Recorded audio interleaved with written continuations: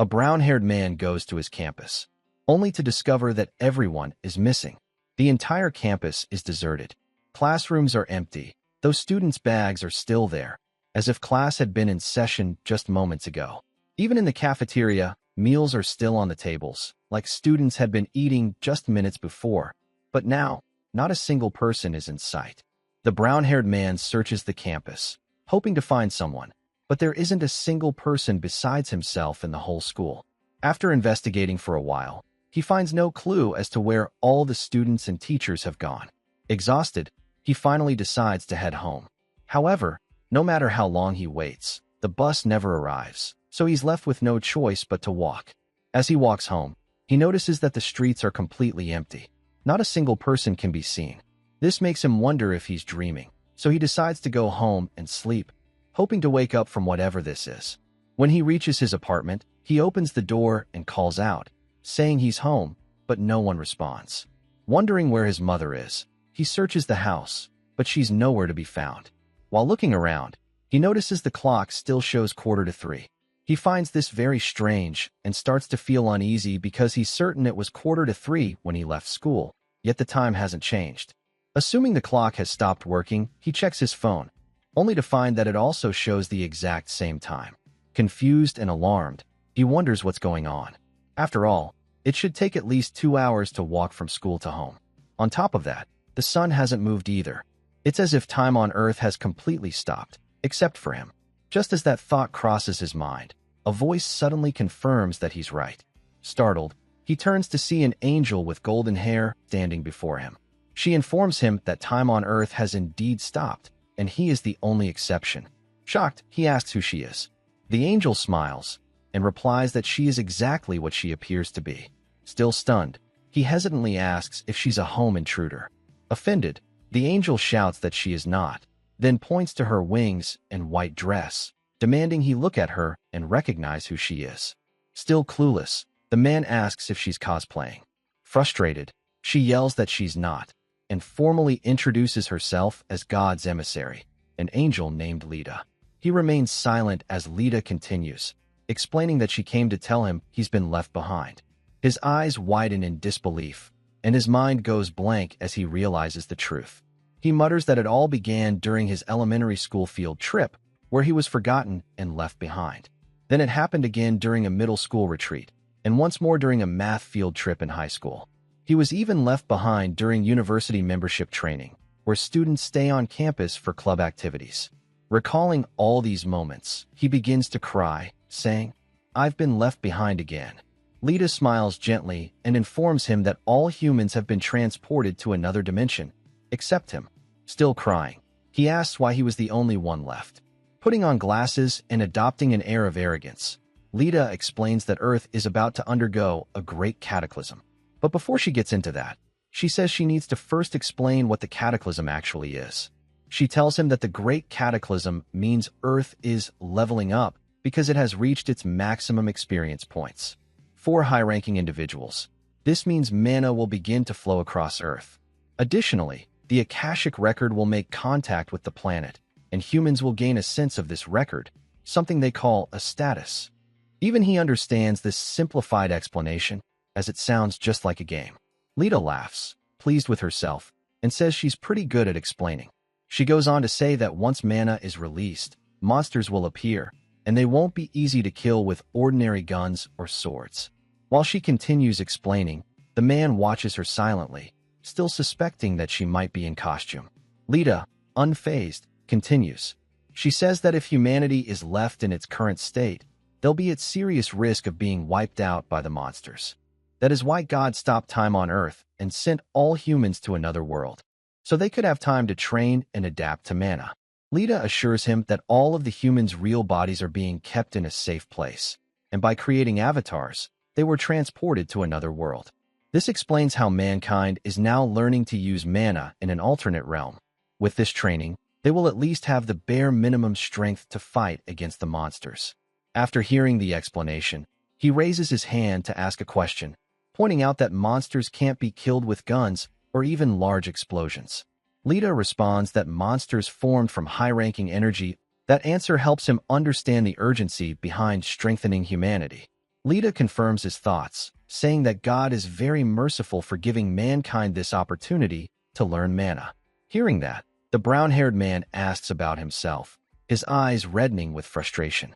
Lita grows nervous and admits that she believes there was a mistake.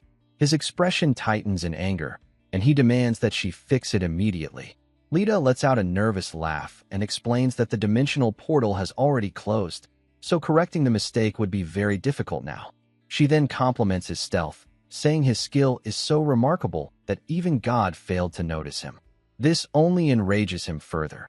His face turns red as he shouts, questioning how a god that clueless could even exist. Overwhelmed, he collapses to the ground, crying and flailing dramatically, begging Lita to send him to the other world so he too can learn mana. Lita tries to comfort him, saying that God feels pity for him since he was left behind, and has decided to give him a bonus. But he protests, shouting that he doesn't want any bonus. He just wants to learn mana like everyone else. Lita gently replies that learning mana will be difficult until the Great Cataclysm occurs. She reveals that it will be 10 years before mankind returns to Earth, and until then, she'll take care of his meals while he waits. Upon hearing that, he begins to wonder what he's supposed to do for 10 whole years in a frozen world with no humans. In response to Ilan's dilemma, Lita calmly suggests that he begin training his body to prepare for the upcoming cataclysm. Her voice is steady, presenting it as the logical next step in his situation. Ilan replies weakly, saying it feels pointless, because even when the cataclysm does happen, he still won't be able to use mana like the others. So why bother training when the result feels the same? Lita smiles sweetly and tells him that this just means he has to become physically strong. Ilan wasn't expecting that answer, and his heart sinks. Once again, he shouts to be sent to the other world, but Lita calmly declines, saying it's not possible. He breaks down crying again. And so, his lonely life on Earth begins. All the places near his house are empty. Even the shrine has no one in sight. Deserted place with no humans anywhere. Time continues to pass, and 5 years have gone by since the disappearance of humanity from Earth. During that time, he has been working out consistently at the gym to strengthen his body. The skinny teenager from before has become a man with impressive muscles. While others are developing their mana and awakening powers to resist monsters, all he could do was build his physical strength. One day, during a weightlifting session, Lita asks if he isn't bored. He ignores her, so she asks again. How can he do the exact same thing every single day for 5 years? He replies simply that he's doing it because he has no other choice. Lita agrees, saying it's necessary to make up for his lack of mana learning. He nods, affirming that this is exactly why he's doing it. Afterward, Lita observes Ilan's body, noticing how much his muscles have developed. Not only has his physique changed, but his strength and patience have also grown remarkably. Lita knows that most people would struggle to focus so intensely on one thing for so long, so she can't help but compliment Ilan, telling him he's not an ordinary person. She adds that she knew he was special from the beginning, considering he managed to avoid God's gaze with his stealth skill. Instead of feeling pleased, Ilan becomes angry and shouts, asking if she means to say that it's his own fault he was left behind. Lita only smiles at his reaction, but Ilan knows that she is the only person he can talk to on Earth. She visits him once a week. Not only that, but Lita also prepares all his meals. His dining table is automatically filled with food at mealtimes. After tasting her cooking, Ilan realizes that Lita's food is far better than even his mother's. The most convenient part is that the dishes disappear on their own once the meal is finished. One day, while Ilan is sitting at his computer with Lita watching him, he decides to learn martial arts and how to use weapons since he's already built a strong foundation with fitness training. Lita questions how he plans to learn when there's no one left to teach him. He replies that he'll teach himself using the internet. Even though time on Earth has stopped, both electricity and internet still work, so he decides to study old videos uploaded in the past.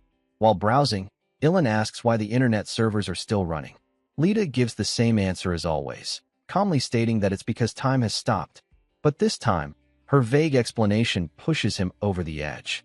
He feels she's constantly hiding behind that excuse, avoiding his questions no matter how serious or desperate they are. The weight of being left behind, with no answers and no direction, becomes unbearable. But eventually, he realizes that getting angry won't change anything. So he focuses his energy on training, deciding to learn martial arts with quiet determination. He begins practicing every single day without rest, pushing his body and mind to their limits. Each day mirrors the last, repeating stances, punches, and footwork endlessly. His only goal is improvement. Lita watches in silence most of the time, occasionally offering advice, but mostly allowing him to grow through effort and pain. One afternoon, as Ilan continues his routine, Lita approaches with a curious look in her eyes. She asks if he would like to spar with her, suggesting that having a real opponent might help him improve faster than solo training ever could. Ilan looks at her with a mix of surprise and disbelief, asking if she seriously expects him to fight his own sister Nuna. But Lita nods without hesitation, telling him not to worry and to simply do his best. Letting out a long sigh, Ilan clearly shows reluctance, emotionally conflicted. But in the end, he says that if she insists, then yes, he will hit her, even if she's an angel. Because holding back now would mean denying everything he's endured until this point. With years of bottled-up emotion, he charges forward, unleashing a punch filled with the strength of 9 years of loneliness, pain, and resentment. Lita moves with effortless speed and grace, landing her own punch cleanly on Ilan and sending him flying through the air. The reason is simple. Lita is a star of potential, born for combat. Lita asks if Ilan understands now and tells him not to worry, encouraging him to continue using her as a sparring partner. Ilan, badly hurt, responds that he doesn't want to do it anymore and wants the chance to refuse. But Lita decides to continue, and so, the promised 10 years eventually pass. Lita tells Ilan that, with his current level of martial arts, he would have no problem defeating low-level monsters. She adds that if he continues to level up, he will eventually be able to use mana too. She's confident about this because she herself considered his potential. Ilan corrects her, saying it's more accurate to say she pushed him into it. Lita smiles politely and tells Ilan he has done well over the past 10 years. She reminds him that when the Great Cataclysm begins, many things will change. They shake hands, and Lita asks if they will meet again. Ilan replies that it depends on him. He puts on a 3-piece suit and starts walking down the street, knowing the Great Cataclysm is about to begin and that people will soon return. Ilan feels nervous. It's been so long since he last saw another human. He thinks it's a shame to say goodbye to Lita, but he's looking forward to returning to his normal life. Ilan closes his eyes to wait for the Great Cataclysm. But time passes, and nothing happens. Lita also wonders why nothing is happening. Confused, Ilan demands an explanation. He asks why no one has appeared. Lita hesitates, then informs him that there seems to have been some kind of mistake. This infuriates Ilan. He shouts that he hates her even more now. Once again, he throws himself to the ground, crying and dancing in frustration. He asks if he needs to wait another 10 years because the axis of time has shifted. Sobbing, he says he'll do it. If that's what it takes, he'll wait until the very end. However, 10 years pass, then 20, then 50. Still, the people do not return. Ilan continues practicing martial arts, becoming far stronger than ever before. Lita compliments his talent, watching as he pushes himself year after year.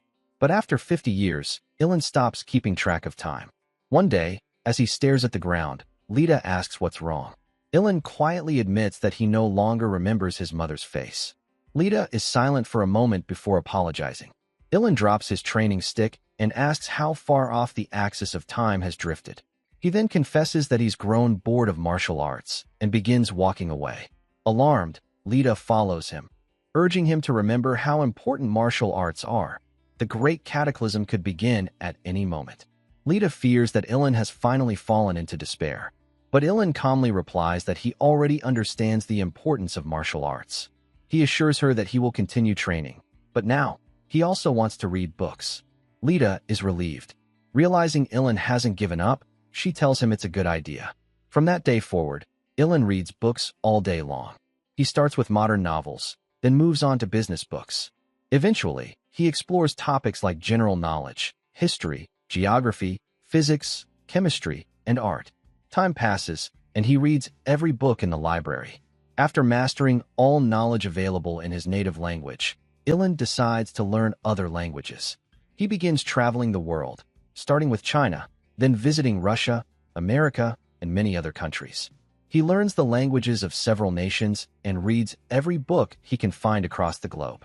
He visits all the continents, Europe, the Middle East, Africa, losing track of time completely. One day, after finishing every book in a library, Ilan wonders what to do next.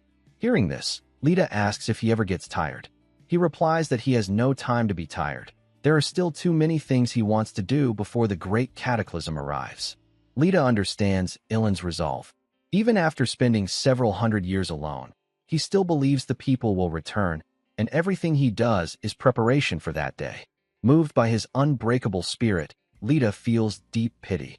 She prays to God, begging him to return the people to Earth before Ilan reaches his limit, before he finally becomes tired and gives up on life.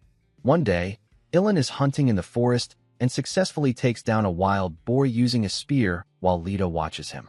After having read every book in the world, Ilan begins learning butchering and blacksmithing. To study butchering, he brings the boar to a safe place and takes out his tools. He wants to keep things simple and starts learning the basics of butchering with the wild boar. During the process, Ilan wonders aloud and asks Lita if killing all the animals on Earth might prevent monsters from appearing. Hearing that, Lita advises him to only hunt the animals she approves of. She warns that if he kills all the animals, the natural equilibrium will be destroyed. She almost reveals something about the monsters, but abruptly stops herself. This makes Ilan curious, and he questions her, asking if she's trying to bait him into something.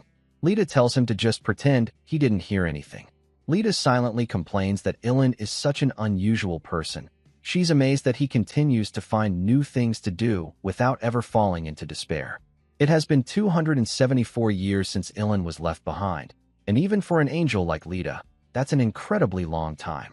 It's already astonishing that a human, who typically doesn't live beyond a century, has spent this entire time preparing for the future. While she reflects on that, Ilan finishes butchering the boar surprisingly well despite it being his first time, which impresses Lita once again, though only in her thoughts. It has now been 300 years since Ilan was left behind, and he has completely mastered the art of butchery. However, mastering blacksmithing takes him far longer. One day, while attempting to craft a weapon, he mutters that making one is completely different from just reading about it in books. His hand slips many times, and the weapons he makes end up with zero durability. Frustrated, he begins to think his hands are useless and calls himself incompetent. There are countless times when the swords he forges break before completion. In the end, it takes him around 5 years to produce a shabby-looking sword. Still unsatisfied with the result, he shows it to Lita. She takes it from him, inspects it, and comments that it's not even good enough to slice a radish. Ilan becomes furious and tells her not to bother slicing anything. Just give the sword back. But Lita decides to keep it as a commemorative item. Ilan is stunned by her response.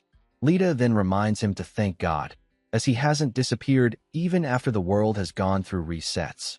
After saying that, she takes off flying, prompting Ilan to yell in frustration, demanding to know why she always tries to annoy him. Despite his irritation, Lita smiles as she looks at the sword Ilan made, clearly pleased. Starting with daggers, Ilan goes on to forge every type of weapon imaginable: longswords, spears, axes, hammers, and more. And so, 50 more years quietly pass. One day, while making a weapon, Ilan still finds himself dissatisfied with his blacksmithing, admitting that he still has a long way to go. So he prepares meticulously, perfecting the process until he's finally content. After all, time is the one thing he has in abundance. Then, after striking the hammer for 100 years, he finally completes a flawless spear.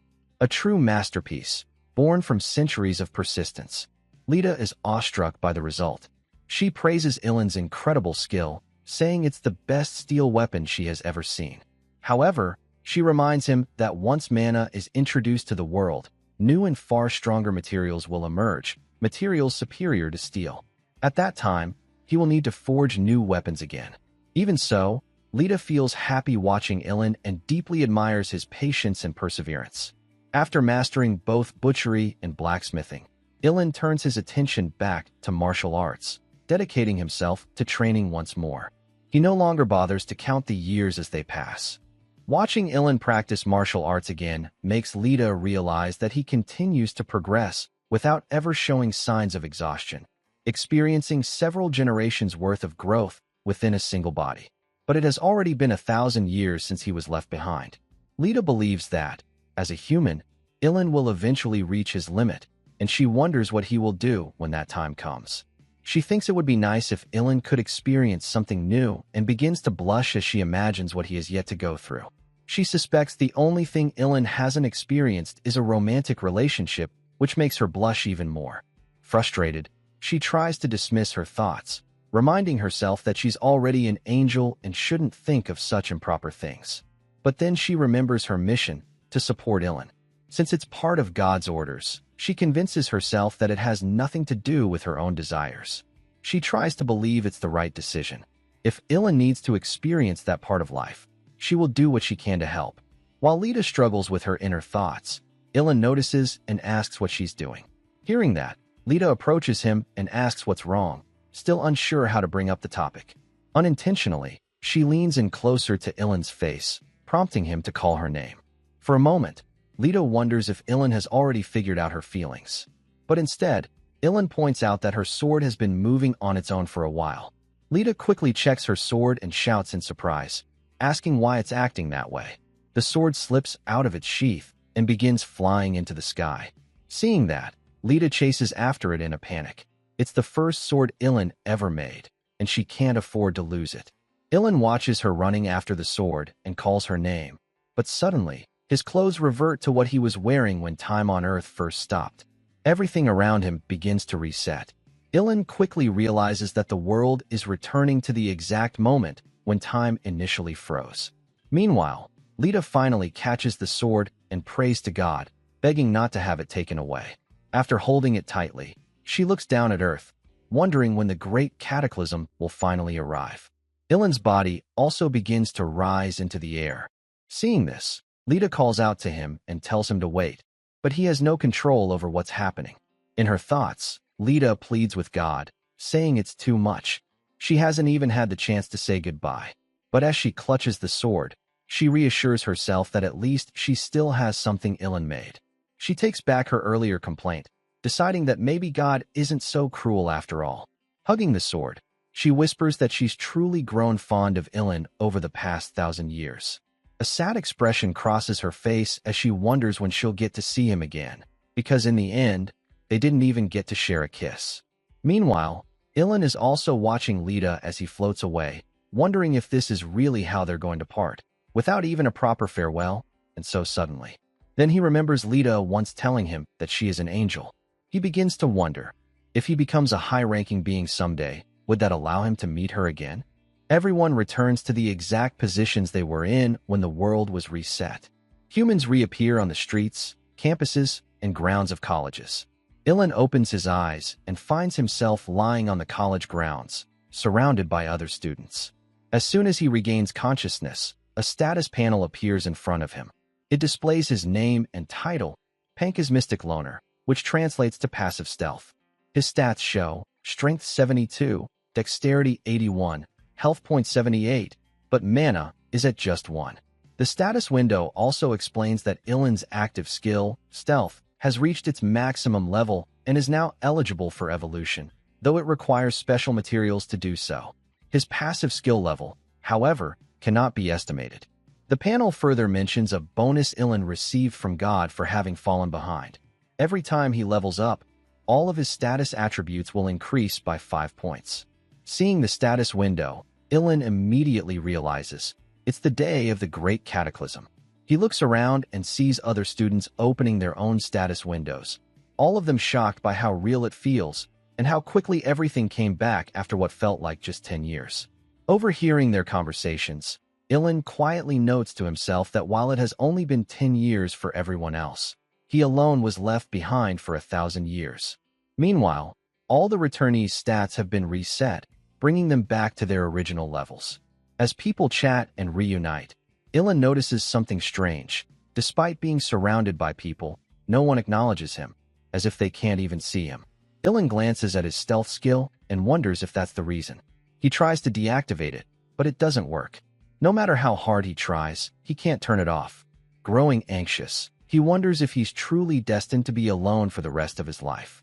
After several failed attempts to get anyone to notice him, Ilan gives up. He decides to just go home. While walking through the streets, he smiles faintly. After all this time, it's comforting to finally see people again.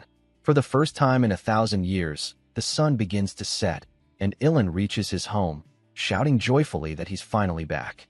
Ilan's mother hears his voice and calls his name. Hearing her voice, Ilan instantly remembers her face, which he hadn't thought about in so long. Overwhelmed, he starts sobbing and throws his arms around her, shouting that he missed her so much. All of his memories come flooding back, and he fully realizes that the woman standing before him is his mother, the same mother he hasn't seen in 1,000 years. The sunset he now sees for the first time in centuries, the smell of dinner cooking, the sizzling sound from the frying pan, and his father quietly reading a newspaper at the dining table. Everything is finally back to the way it used to be. While they dine together, Ilan's father casually remarks that there's no news in the paper about the incident in a place called Haija. Ilan's mother walks in carrying a bowl and asks if he was in Haija. She then adds that she had been in a place called Yaman with the other neighborhood women. Ilan is stunned. Not everything is as it used to be. He wonders, what exactly are Haija and Yaman? As the conversation continues, Ilan's father comments that Haija was a perfect place, though it had no rice. Ilan's mother laughs and says she never figured out how to use mana properly. It was too hard to control. Ilan finds himself unable to participate in their conversation. Then, his mother turns to him and asks where he had been during the past 10 years. Ilan is shocked. He was the only one left behind on Earth, and he spent all that time with Lita. But he decides to hide the truth, thinking they would worry too much if they knew. So, he lies and says it was a nameless place. His father nods and agrees with his mother, saying the mana training was too difficult. She then questions whether it made any sense to bring newborn babies, elderly people, into such harsh conditions for 10 years. She believes it would have been better if they had just sent the young and strong. Ilan responds, explaining that if they had done that, it would have disrupted the balance of the world, so they had no choice, even if it wasn't the most efficient method. As soon as he says it, he realizes he may have spoken too much. Both his parents stare at him in surprise and ask what he's talking about. Ilan quickly tries to calm the situation, saying it's just what he thinks, while silently warning himself to be more careful with his words if he wants to avoid suspicion. His mother smiles and changes the subject, asking Ilan what life was like in the other world. She mentions that she heard people can earn a lot of money if they're good at using mana, and that monster remains are said to be extremely valuable. Ilan's father continued, saying that since people who can utilize mana well are rare, they'll definitely be able to earn good money. Hearing that, Ilan feels strange. It's surreal to hear his parents talk like gamers discussing a fantasy game. Ilan then puts down his chopsticks and calls for his mother and father to get their attention. With an anxious expression, he tells them he has something important to say.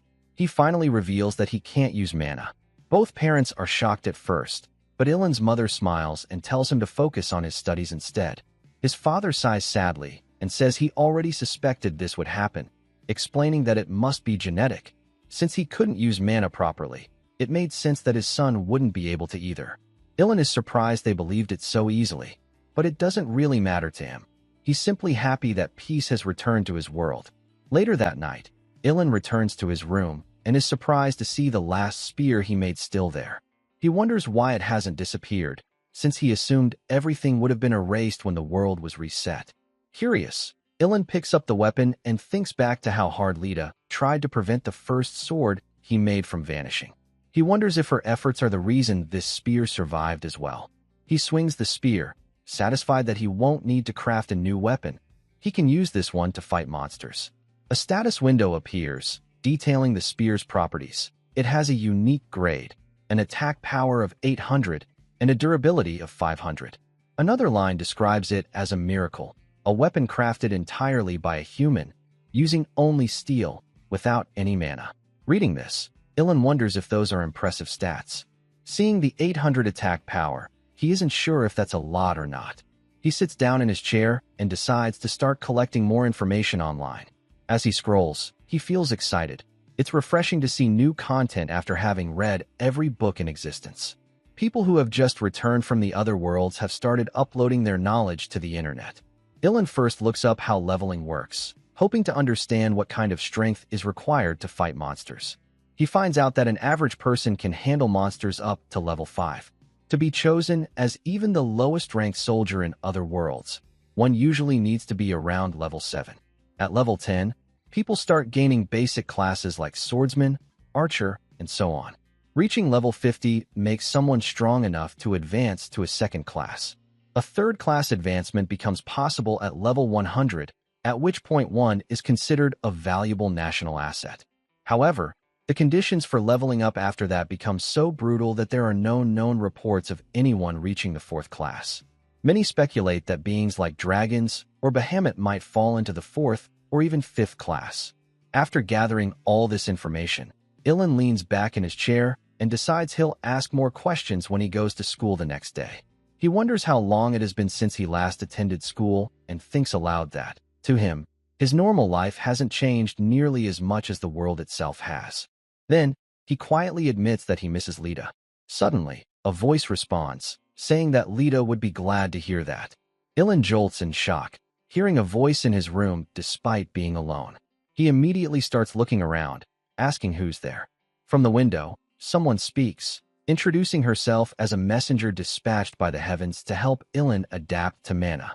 Ilan turns around, shouting that there's an intruder, only to stop in shock at what he sees. A small blue-haired girl is calmly saying that she isn't an intruder. She introduces herself as Eartha, an angel, just like Lita. Ilan is speechless. Once again, someone unexpected has appeared in his life. And this time, it's a second angel. Eartha continues, telling Ilan that mana is extremely difficult to control, which is why God turned her into an avatar and sent her to another world for 10 years to train in mana. Hearing this, Ilan becomes sad and remarks that God didn't do the same for him. Eartha hears his comment and explains that this is exactly why God sent her now, because one particular angel passionately requested help for the failed human, Ilan. She reveals that it was said to be unfair to leave Ilan behind when all he did was train without any support, so Lita asked for another angel to assist him in learning mana quickly. Ilan feels pleased, understanding that Lita really did try her best for him. Still, he asks Eartha why she didn't come earlier. Eartha replies that the higher-ups were concerned that an angel and a human might grow too close. That's why she was chosen instead of Lita. Ilan feels disappointed. He wanted to see Lita again. Then Eartha stands up and says something feels different from what Lita reported. Ilan asks what's different. Suddenly, Eartha's eyes turn blue as she scans Ilan's stats. She remarks that with his current physical abilities, he doesn't need an angel's help. He could easily defeat a low-ranked monster with just his fists. She then recalls how Lita had begged her, saying that Ilan needed support because he had been alone for 1,000 years. Lita had cried, insisting that he was the only person who couldn't use mana and that it was unfair to leave him like that. However, all of Lita's polite begging breaks apart in Eartha's mind when she realizes Lita deceived them, something no angel should do. Even so, Eartha has no choice now. She's already been assigned the mission. She then observes that Ilan has clearly undergone intense physical training and informs him that she will now support him, so he can learn to use mana more easily. Ilan doesn't understand and asks how she's going to do that. In response, Eartha stands on Ilan's head and says that simply by being near him, she will activate the dormant mana within him. Because she is a higher being, her presence will amplify his cognition, control, and application speed by 10 times. She explains that back when mana didn't exist, it wouldn't have mattered. Even if Ilan had stayed with Lita for 1,000 years, he still couldn't have learned to use it. But now, with the mana-rich environment created by the Great Cataclysm, a single year should be enough, according to her calculations. After hearing all this, Ilan asks if Eartha is really going to stay on his head the entire time. Eartha tells him not to worry. She's under a spell that prevents lower beings from seeing her. But Ilan yells that visibility isn't the problem. He's more concerned about things like showering, using the bathroom, and having privacy. He imagines all the embarrassing moments that might occur with Eartha watching him. But even that's not the real problem. The real problem is that he won't be able to watch about 1.7 terabytes of treasure. Eartha casually tells Ilan that she doesn't care what he does. He's a lower being, so he doesn't need to worry about her. Ilan gets anxious, wondering if she can read his mind. Eartha calmly replies that he's just being delusional. Ilan's patience snaps, and he yells that he misses Lita. Eartha bluntly tells him to give up, because he has to stay with her for the next year. And just like that, his life with a tiny invader begins. It's his first time going to school in 1,000 years, and he believes his daily life is finally back to normal, or so he thinks.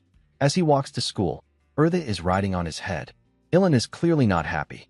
He asks her if she's really going to stay perched up there like that.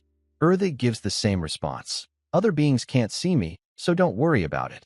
Ilan snaps, saying that he can see her, and that's exactly why he minds. He also tells her to stop swinging her legs back and forth. Eartha scoffs, and Ilan is shocked, asking if an angel just scoffed. She insists that he's mistaken. While they're bickering, a group of soldiers marches by. Ilan realizes that life hasn't fully returned to normal, and probably never will. The government is clearly preparing for the monsters that may appear in the future. Ilan wonders how effective the military will be, remembering how Lita told him that high-ranking monsters can't be defeated with conventional weapons. They require mana. The scene shifts to the school, where students are gathered and chatting. Meanwhile, Ilan is left alone once again, realizing that he's still invisible. He tries once more to deactivate his stealth skill, but it still won't turn off, no matter what he does. Eartha sees this and tells him that it's not a bad skill. Ilan doubts her. He thinks stealth is a loser skill. Eartha clarifies, she never said it was a good skill. She only said it wasn't bad. Then Ilan overhears other students talking about creating new skills. Curious, he asks Eartha what they're talking about. Eartha explains that the students are combining small amounts of mana with their battle experience to create techniques they can use in combat. Ilan is shocked by Eartha's blunt words. She continues, saying that even if she, as a higher being, were to combine all the skills of the students chatting nearby, it would still be inferior to Ilan's stealth. That's what she meant when she said it wasn't a bad skill. However, stealth isn't the kind of ability Ilan wanted, so he still sees it as a loser-only skill. He glances around at the other students, watching them talk freely. Thanks to his stealth, it's incredibly easy to eavesdrop on conversations. No one notices him, even when he looks directly at them. Although this isn't how he wanted to use the skill, he realizes it's a good opportunity to gather information. While listening in, he hears a group of students talking about an empress who was famous in Lamparth for the past 10 years. Apparently, she also came from Ilan's university, but no one knows her identity. The students assume they'll learn more about her once monsters start appearing. Ilan guesses that the Empress is probably a student who displayed extraordinary abilities in the other world and earned that nickname. All the students are eagerly waiting for dungeons to appear, though even if they do, no one can enter yet due to level restrictions. Curious, Ilan asks Eartha about dungeons and what those level restrictions mean. Eartha explains that dungeons are actually traps created by God. Ilan doesn't quite understand, so she elaborates. God sets up bait, usually food, inside a dungeon to lure monsters. Once enough monsters have gathered, he seals the exit so they can't escape. But unlike monsters, humans can freely enter and exit these dungeons, as long as they meet the required level. In other words, God created safe hunting grounds for humans, and that's what a dungeon is. Ilan then asks why they don't just keep the monsters locked inside the dungeon forever. Eartha explains that dungeons are temporary. They disappear after a certain period. That's why humans have to clear them before time runs out. She adds that some monsters are too intelligent to be trapped in the first place. These are powerful creatures that can break the traps or even create their own dungeons and disguise them. That's why humans should never let their guard down. Ilan now understands that hunting monsters won't be easy. Just then, their teacher walks into the classroom and tells everyone to take their seats. He begins calling roll, one name at a time. After finishing the attendance, the professor launches into a long off-topic lecture about the changes occurring on Earth and how society must now adapt. He informs the students that the UN is already discussing the regulation of mana usage and imposing restrictions on leveling up. China and several other countries are focusing on how monsters and the spread of mana will affect the global environment. Depending on how Korea responds, countless industries could collapse while others might rise. But to Ilan, it all feels meaningless. Anyone could talk about this. He came to university to learn things he didn't know. He starts to wonder whether attending university and paying such expensive tuition is even worth it in this new world. In the future, the ability to use mana will likely be far more valuable than a piece of paper proving graduation. He concludes that university seems useless unless the professors actually teach him how to manage mana. Sensing his thoughts, Urtha tells Ilan that the easiest way to learn mana is by defeating monsters.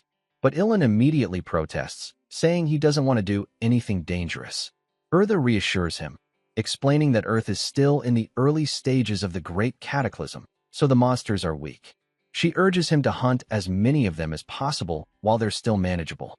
Doing so will boost his experience points and help him level up, which is essential for training his mana. Ilan agrees with her logic, but points out that his mana is still at level 1, and he can't even use it like others. Urtha responds that while that's true, his physical capabilities are already so high that he can defeat monsters up to level 25 with ease. Ilan is stunned by the revelation. Seeing his reaction, Urtha smiles and says it's perfect, they can start right away. Suddenly, Ilan and the rest of the students rush to the windows of their classroom. Outside, they see a horde of giant ants approaching the university. Urtha tells Ilan that the tutorial is over and now mankind must survive on its own. All the students in the classroom begin to panic, shouting about where they should run and questioning what the government and military are doing. Amid the chaos, one student boldly steps forward toward the ants, inviting others to join his party and fight. The others turn to look at him, but he is instantly killed without defeating even a single ant. Panic spreads like wildfire, and the students start fleeing in all directions, leaving Ilan alone in the classroom. He comments, "I'm left alone again." Urtha responds, as expected of the one who always gets left behind. Ilan shouts in frustration, "It's not like I want to be left behind." He looks around, wondering if there's anything he can do. Spotting something on a nearby table, he picks it up. Urtha asks if he's planning to fight the ants, and he confirms it. Urtha explains that monsters are different from animals. Their skin is unnaturally tough, and their physical capabilities are far superior. However, she adds that the ant monsters don't seem to be above level 20, so they shouldn't be too difficult for him. Ilan breaks a table leg and swings it around. "It's fine. I can swing this well," he says. Watching his movements, Urtha notes that Ilan has a strong core and amazing balance muscles. With this alone, he should be able to defeat monsters below level 25. Ilan begins swinging more aggressively, surprising Urtha. He comments that the wooden spear is good enough to use. Urtha praises his improvisation, saying he managed to make a decent weapon in such a short time. Ilan shrugs and says, "Is it really? I was just bored, so I learned how to make a few things." Urtha then remembers when Leto was crying and pleading with God, saying, "Ilan is so small and cute. He doesn't know how to do anything. It's pitiful to leave him alone again." But seeing Ilan now, Urtha can't help but think, this is nothing like what Lita described. Ilan's physique is the peak result of extreme training.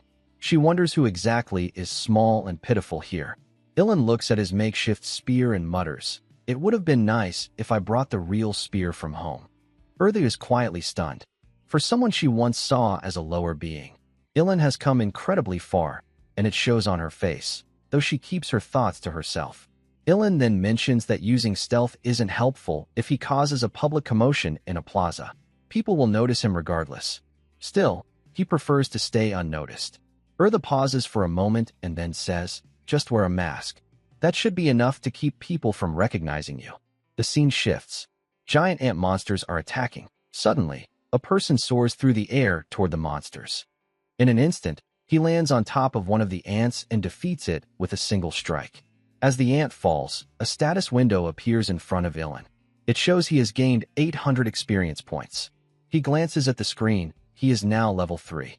His stamina and mana stats have each increased by 2, while strength and agility have increased by 3.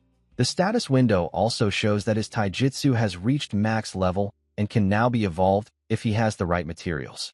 He also obtained the record of a level 3 big mantis.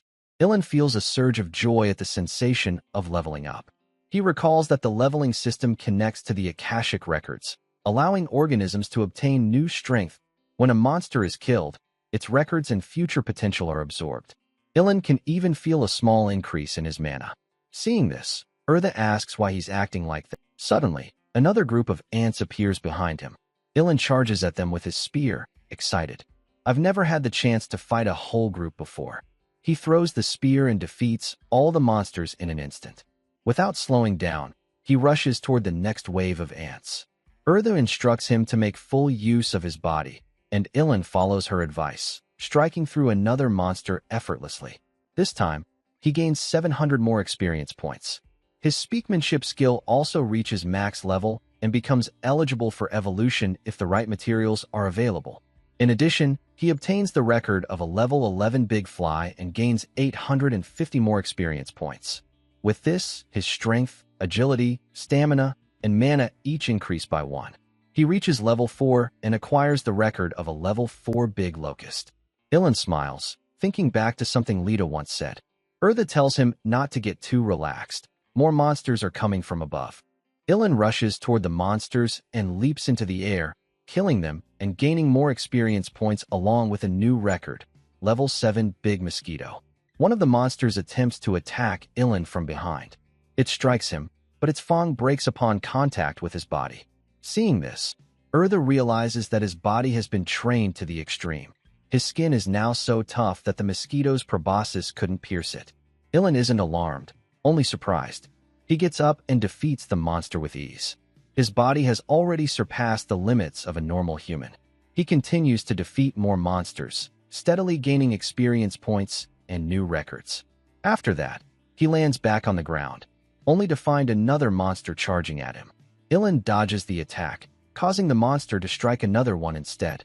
Urtha warns him that more reinforcements are approaching, and Ilan suddenly finds himself surrounded.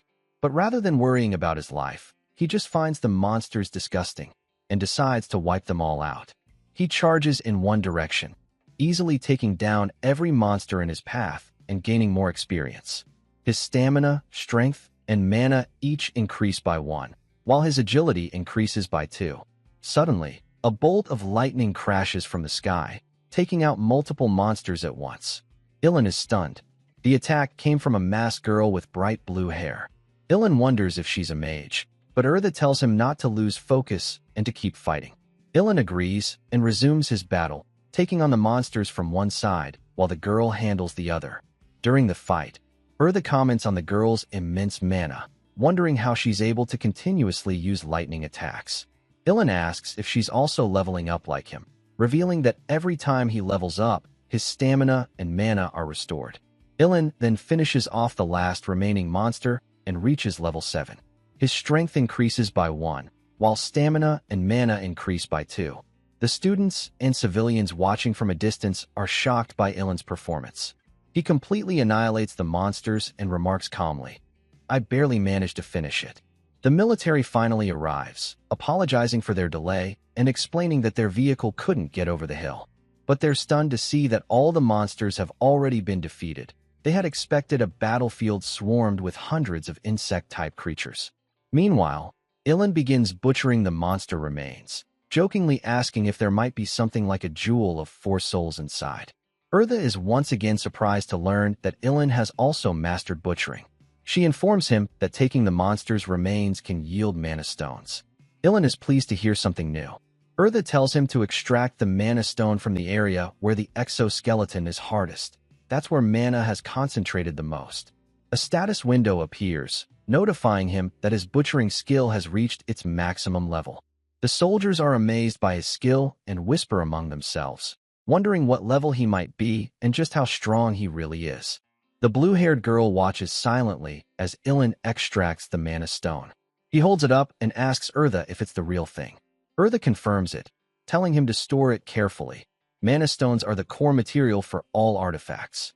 Ilan looks away for just a moment. When he turns back, his heart skips a beat. A large crowd has gathered. Many people are holding up their phones, taking pictures of him. Camera flashes go off, and all eyes are on him. He doesn't know what to do.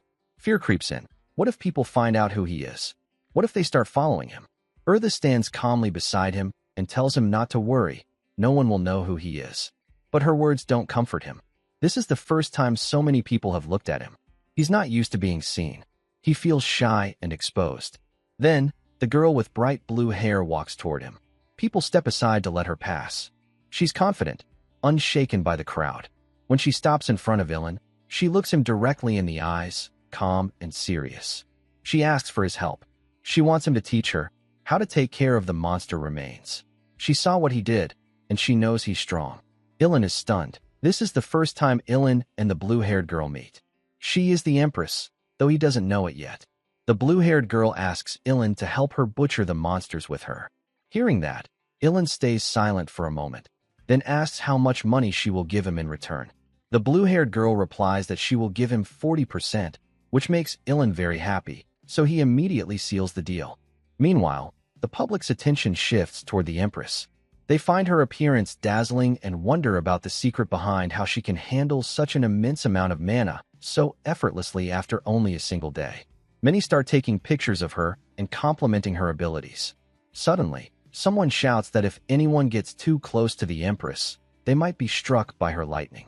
While Ilin continues his work, the Empress observes him. Ilin now realizes from the rumors that she truly is the Empress, and he compliments her strength. Soon, the public begins talking about Ilin, wondering about his identity. They spread rumors that he was shooting beams from his hands. This makes Ilin angry, as he thinks to himself that he never did such a thing. Others claim he killed the monster with a lightsaber, but Ilin knows he doesn't own one. Some insist he used an axe, but Ilin mutters inwardly that it was actually a javelin, which he is still holding, as people continue to murmur. Urtha compliments Ilin's ability to hide his presence, saying that with that skill and his mask, he can do anything he wants and people will never properly remember him. Hearing this makes Ilin feel very sad, wondering if he truly has no presence at all. Still, Ilin continues his work and eventually hands the Mana Stone to the Empress. She accepts it gratefully and thanks him. Stretching his body, Ilin tells the soldiers that he will leave now, since he has finished everything he needed to do. But the soldiers stop him, wanting to question him further. They order him to cooperate, but suddenly lightning from the Empress strikes them. Instead of panicking, the public cheers, believing the Empress is declaring that she will kill anyone who dares to come near her. To them, this only makes her seem even cooler, and they begin chanting her name.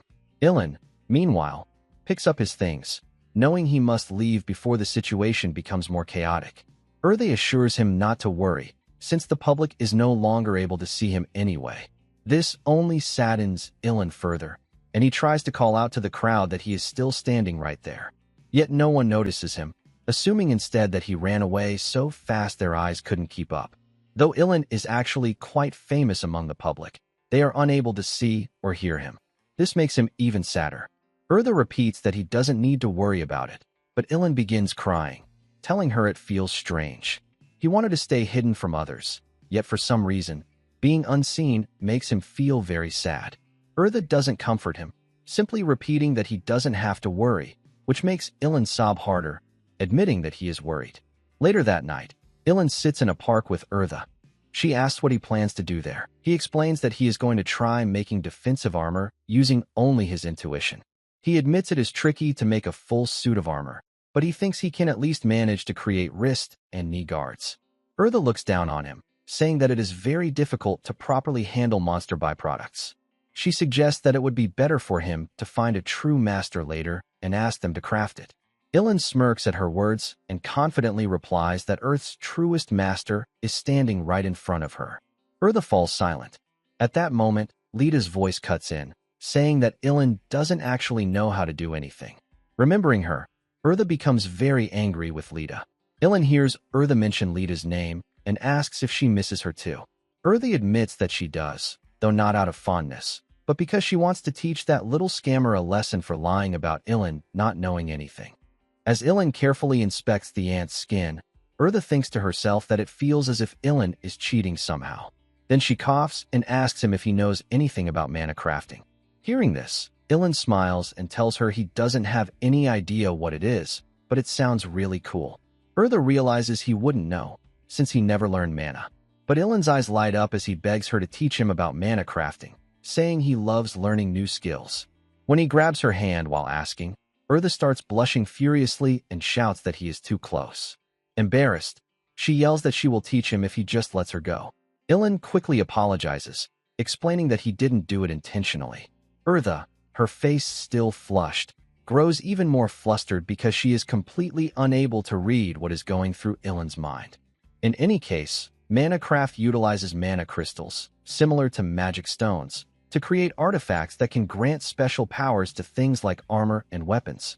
It is a concept developed from blacksmithing.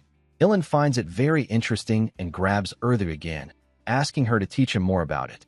She feels embarrassed and tries to push him away, reminding him that she already told him she would teach him. Taking a deep breath, she mutters that she will need to have a word with Lita when she returns to heaven. Ilan doesn't understand and asks what she means. Urtha thinks to herself that she will tell Lita to look after her man properly, though she doesn't say it aloud. Instead, she explains that in order to start Manacraft, he first needs to prepare materials and magic stones to create the armor, or mana crystals with similar properties to the stones. Even as she explains, Ilan struggles to understand, so Urtha gives him an example. A mana crystal is something like a dragon's heart. Hearing that, Ilan pictures it in his mind and becomes much more interested. Urtha continues, explaining that after preparing the material, Ilan needs to place the magic stone beside him and synchronize with it while creating the gear. Once the product is finished, he must grind the stone finely and rub it over the gear's surface. That will complete the basic form. Ilan, surprised, repeats the word close, realizing it doesn't take as much effort as he expected. Urtha clarifies that the basic form simply elevates a gear's performance. Beyond that, however, mana crafting can grant special abilities as well. This is called the applied form. But Urtha warns that the method is much more difficult and tells Ilan he won't be able to manage it with the little mana he currently has. Ilan thinks for a short while, then insists that even if he doesn't have enough mana, he still wants Urtha to explain it to him, because he won't know until he tries. Shocked, Urtha explains that to grant gear special abilities, a master must be able to handle mana. This could be possible for Ilan if he were to consume magic stones quickly. If he absorbed mana from stones in that way, then perhaps he could create the great armor he dreams of. Urtha adds that such abilities could allow the armor to spout fire or ice, or even recover stamina whenever Ilan blocks an attack. She explains that the master's will is very important in determining what ability is granted, and that the quality of the magic stones and the master's mana both play vital roles.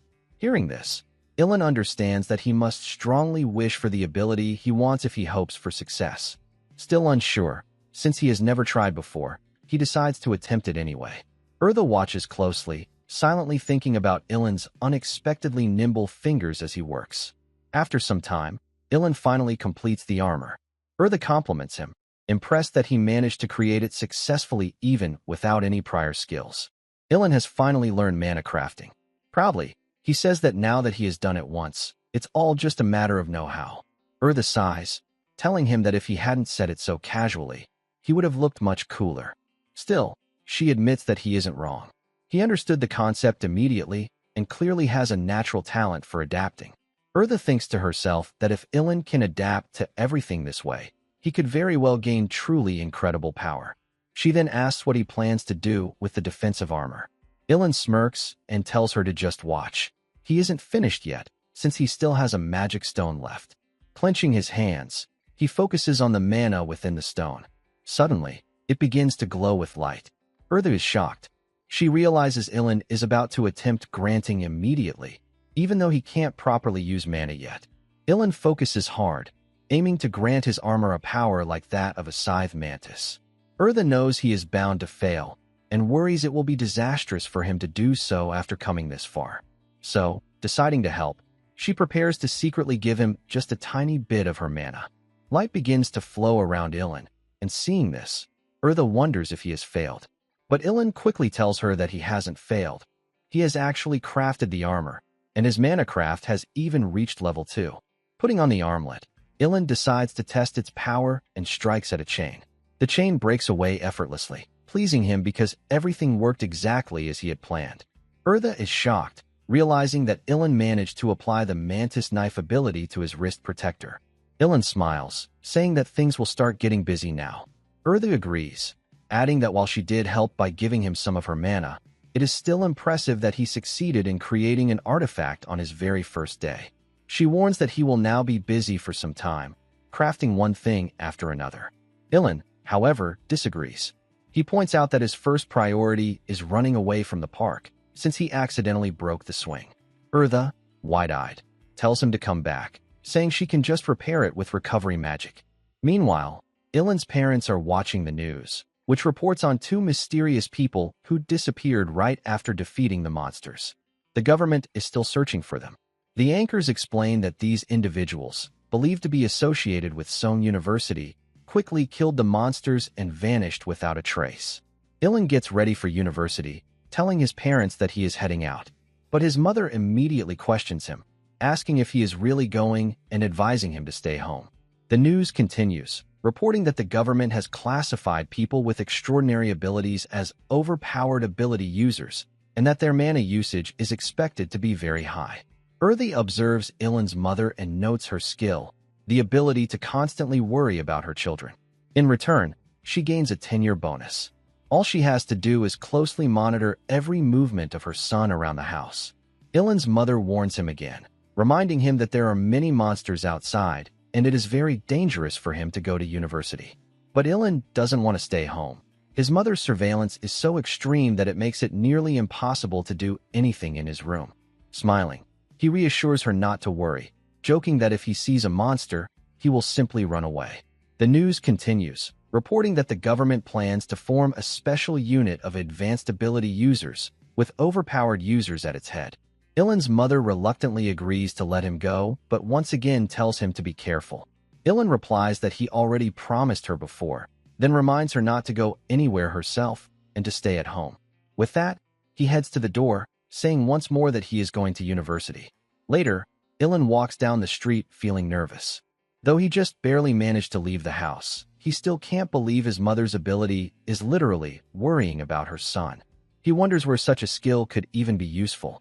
Urtha responds that his mother can use that skill to keep track of him. Surprised, Ilan asks if such a skill is even helpful.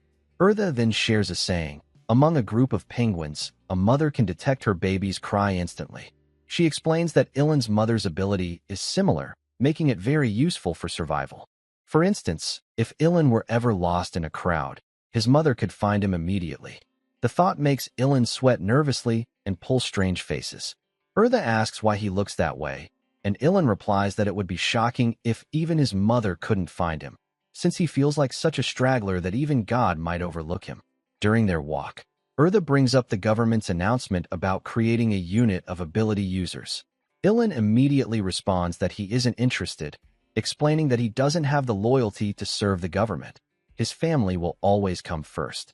Urtha doesn't argue, since she agrees it is more comfortable for him to move freely without being tied down. Ilan nods in agreement, but adds that he still desires to meet the Empress again. Urtha frowns, sensing bad vibes, and asks if he is simply interested in women like her. Ilan quickly assures her that isn't the case. Ilan becomes nervous and begs her to stop saying that. Coughing to change the subject, he remarks instead that the Empress's ability to use mana was fascinating.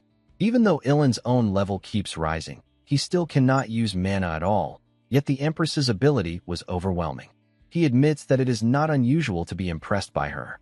Urtha replies that this is precisely why God sent humans to another world, to train and strengthen themselves. Ilan quickly retorts that God sent everyone except him. Urtha explains that this was because Ilan hid his existence from the entire universe. But in terms of being special, she adds, Ilan is far more extraordinary. After all, he was able to process a monster's carapace without using mana. Suddenly, Urtha senses something and stiffens. Seeing her reaction, Ilan quickly asks what is wrong.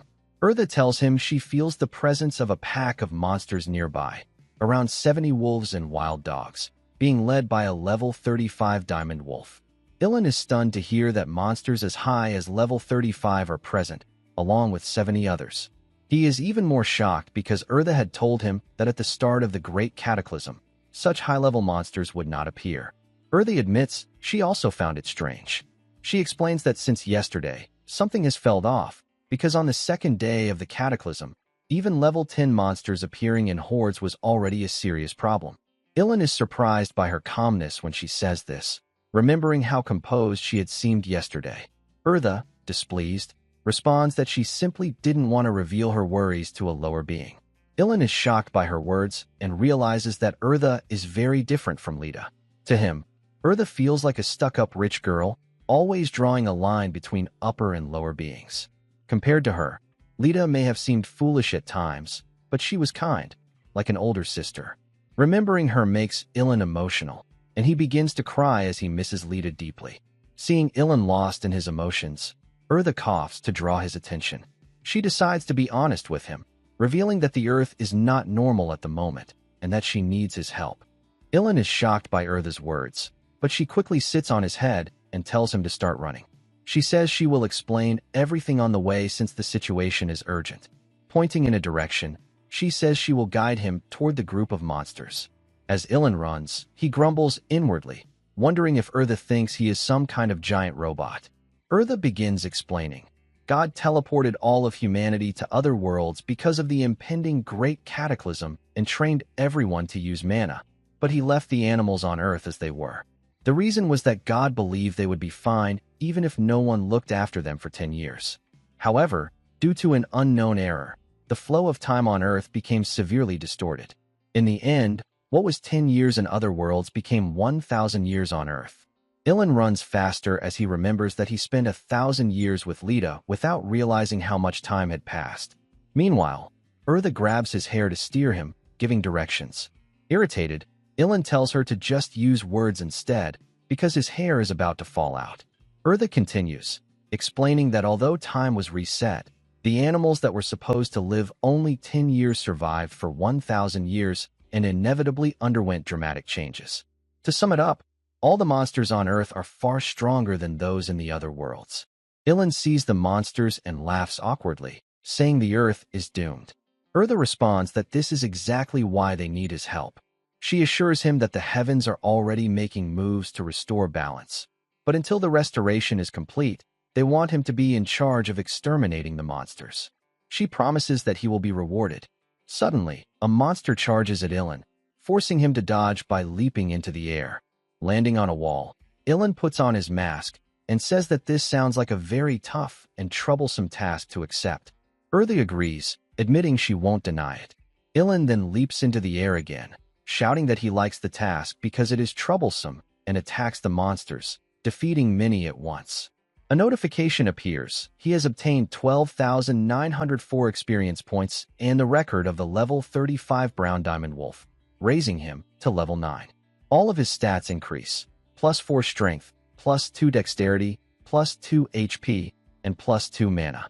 Seeing this sudden change, pointing out that the monster horde is already attacking him, he immediately turns and defeats them all with ease, leveling up again and obtaining the record of level 18 Wandering Dogs. Amused, Ilan remarks that the name sounds cool. Suddenly, he hears shouting. A group of people is surrounded by monsters, begging the government for help. One of them tries to cast a fireball, but fails due to insufficient mana. Feeling helpless, the man cries out desperately. Ilan immediately rushes toward them, taking down monsters along the way. As one of the beasts is about to bite the helpless man, he squeezes his eyes shut in fear, only to open them and see the monster already slain by Ilan, who appears in disguise. After the battle, a pop-up appears before Ilan. He must now choose a class to advance to level 10, and all the records he has obtained will be calculated after his choice. Looking at the rescued man, Ilan asks if he is unharmed. Another pop-up then explains that all of Ilan's records will manifest as possibilities for his available classes. The public immediately notices his mask and begins shouting, wondering if he is the same person from the recent university incident. They give him a nickname, Sungain Bolt, a play on Sung University and Usain Bolt, mocking his speed and sudden disappearances. Ilan is surprised that people recognize him, but he doesn't like the nickname, finding it lousy. Eartha, however, claps and congratulates him for getting fans. Embarrassed, Ilan tells her to shut up, insisting he doesn't care, though his shy face betrays otherwise. As he continues defeating monsters, Ilan wonders why he isn't leveling up and suspects it's because of the message about choosing a class. Suddenly, one of the wolves howls. Confused, Ilan shouts, demanding to know what it is doing. Immediately, all the monsters surround him and attack at once. Shocked, Ilan realizes they've coordinated. Eartha warns him that the wolf from before has given them some kind of command, so he must be careful. Ilan acknowledges their intelligence, noting that if he steps backward, he will lose his balance, but if he defends, they will overwhelm him. He concludes that his only option is to attack. He launches an assault, taking down the monsters, and collecting more experience points. One beast lunges at him, but he kills it easily. Still, they keep coming, and he keeps striking them down. The onlookers gasp at his overwhelming strength, stunned that he just felled 5 wolves in an instant. Then, to their horror, they see a wolf holding a guy hostage. Ilan narrows his eyes and asks Urtha if the wolf is holding the person hostage. Urtha confirms, noting that the wolf seems experienced at this tactic. It must have done it before. Ilan smirks, raises his stance arrogantly, and says that it doesn't change anything. The cunning wolf grabs a human hostage, and writhing in pain. The public gasps in shock, uncertain whether they should attempt a rescue, fearing they might get hurt in the process. Many raise their cameras, recording Ilan to see what he will do next. Urtha tells Ilan that, depending on the decision he makes now, he can be seen as either a hero or a villain. Ilan replies firmly that he doesn't care if people call him a hero or a villain. Without hesitation, he attacks the monster with his weapon, easily defeating it and saving the hostage. A message appears. Ilan has obtained 6,700 experience points and the record of level 32 cunning big wolves. The remaining monsters tremble in fear of Ilan. Standing confidently, he declares that if someone is in danger and he can save them, then he wants to save them. But he adds that he only does what he can, so he doesn't consider himself a hero, just a normal person. Hearing this, Urtha asks what he is talking about, wondering if he has finally lost his mind. The monsters glare at him, but Ilan brushes it off, telling her to let it go, since he managed to say something cool for once. All the monsters gather, preparing to attack at once, thinking that Ilan has lost his only weapon. But Ilan smirks arrogantly, declaring that they don't realize his spear was never his only weapon. A wolf lunges at him, and Ilan kills it with a simple punch. He then announces that he will show them the result of 1,000 years of training under the Queen of Combat, Lita. Taking a stance, he taunts the monsters to come at him. Watching closely, Urtha concludes that Ilan is not reckless enough to sacrifice his life to save others. Instead, he makes judgments faster and calmer than most, always choosing the most efficient action in the moment. She realizes that Lita raised an incredible warrior for 1,000 years. But as she observes further, she notices Ilan's techniques are different. This isn't something Lita taught him, but something he honed on his own. The public is equally stunned, commenting in disbelief that Ilan's entire body seems to be a weapon. Soon, Ilan wipes out all the monsters. Suddenly, a voice shouts at him to stay still. Turning, Ilan sees soldiers surrounding him, weapons pointed. Ilan is shocked by the sudden hostility. The army officer orders him not to move. The crowd grows furious at the army, angry that they are targeting Ilan even though he just defeated all the monsters and saved the hostage. The officer, confused by the public's reaction, is stunned to learn that Ilan was the one who killed all the monsters. After the situation calms down, the army secures the area. A lieutenant approaches Ilan to apologize for their earlier behavior. Frustrated, she assures him that they were not going to shoot. They simply thought there were still monsters left. She then adds that it's fortunate they found him, since the entire army has been searching for him to ask something. Before she can continue, a soldier interrupts, pointing out that Ilan is not even listening. He has already slipped away. The lieutenant is shocked, then mutters that it's to be expected, since he is insanely fast. Meanwhile, Ilan strolls nearby, muttering that he is still around. He begins looking for the mana stones. The lieutenant finally locates him again and begs him to listen until she finishes. Ilan instantly declines. Shocked, she nervously asks if he bears resentment toward the army or the nation. Ilan shakes his head, assuring her that he has no resentment at all. He even reveals that he cheers for Korea during the Olympics and World Cups. Relieved, the lieutenant offers him a chance to work with the army. But Ilan immediately declines again.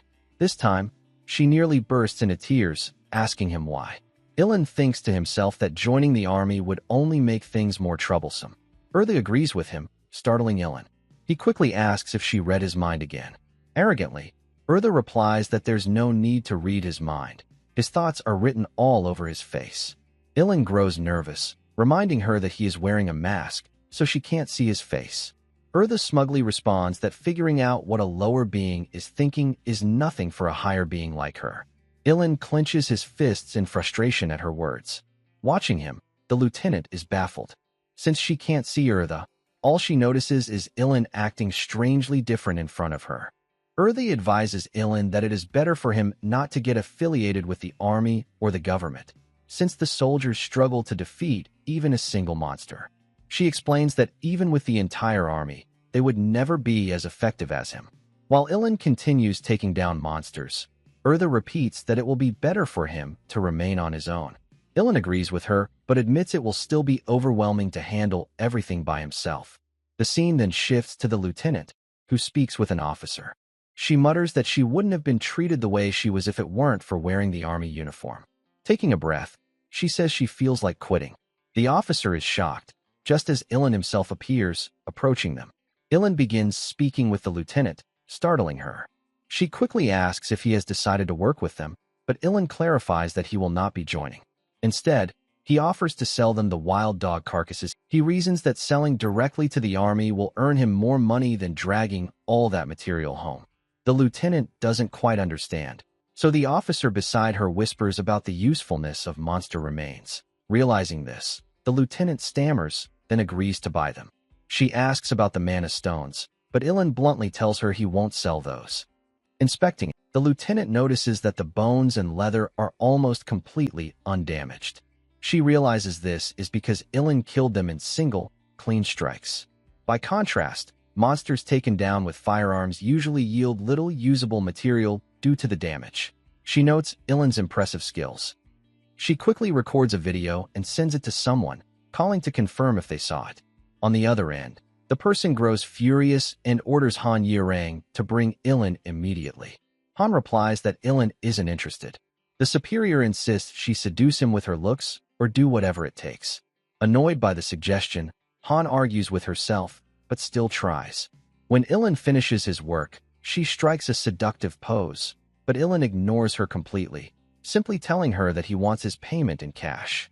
Embarrassed, she quickly agrees and says she will report it to the higher-ups.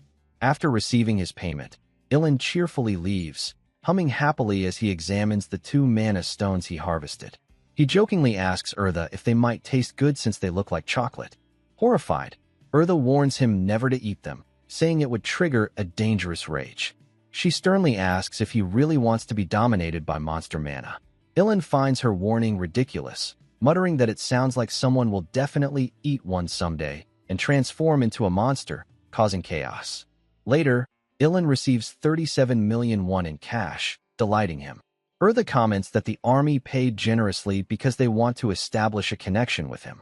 Han tries again, striking another pose and asking him out on a date. She convinces herself that Ilan ignores her because she is in uniform, even though in her younger days she was very popular. Yet once again, Ilan ignores her and walks away, leaving her frozen in embarrassment. Frustrated, she tries to stop him, but Ilan presses a button. A flash of light blinds them, and when it fades, he seems to have vanished. Han wonders about his level, but in truth, Ilan is still there. They just can't see or sense him because of his stealth skill. Ilan removes his mask as Eartha explains that his stealth activated the moment he distracted their attention. Curious, she asks when he prepared such a device. Ilan coughs and replies that it is a secret he can't reveal. The two set off again. While walking, Eartha informs Ilan that only one day remains before the heavens begin their proper investigation. Until then, they need to stay on the move, since she is certain more dangerous monsters have already appeared elsewhere. Meanwhile, Han feels humiliated that her looks had no effect on Ilan. The soldier beside her calmly remarks that this was exactly why he warned her not to try, which only makes her angrier as she continues searching for Ilan. And so, Ilan's long day has only just begun.